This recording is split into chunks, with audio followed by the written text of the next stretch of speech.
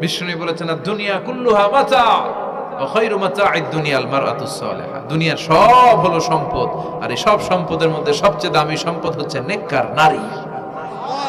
এদের পেটগুলা খনি। এই নেককার নারীগুলো যদি হিজাব মেইনটেইন করে, এই পেটগুলো থেকে আল্লাহওয়ালা বেরোবে, নাজমুস সাকিব বেরোবে, কারি আহমদ বিন ইউসুফ আল আজহারি বেরোবে, বড় বড় মুফাসসিরে কোরআন বেরোবে। আর যদি হিজাব না করে, জি বাংলা স্টার জলসা নিয়ে মশগুল হয়ে থাকে, হ্যাঁ, টেন্ডারবাজ, চাঁদাবাজ, ডাকাত, এগুলো বেরোবে।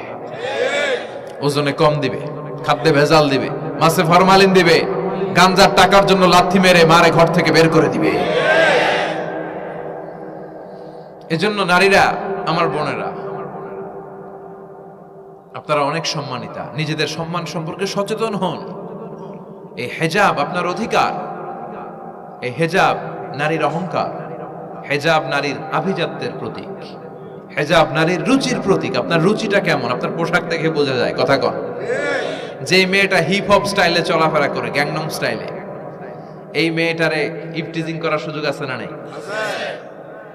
কিন্তু যে হিজাব মেনটেন করে যেই নারীরা চলে, এদেরকে দেখলেই একটা সম্মান চলে আসে। কি ভুল বললাম? একটা সম্মান আসে না?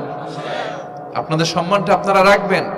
বিষ্ণু বললেন যুহুরুন নিসাল কাসিয়াতাল আরিয়াতাল মাইলাতাল মুমিলা। কিয়ামতের আগে পোশাক পরিহিত উলঙ্গিনী নারী বেরোবে। লা ইয়াজিদনা রিহাহা লা ইয়াদখুলনাল জান্নাতা ওয়া লা ইয়াজিদনা রিহাহা। এই নারীগুলো জান্নাতে তো প্রবেশ করবেই না, জান্নাতের ঘ্রাণও নাকে লাগবে না।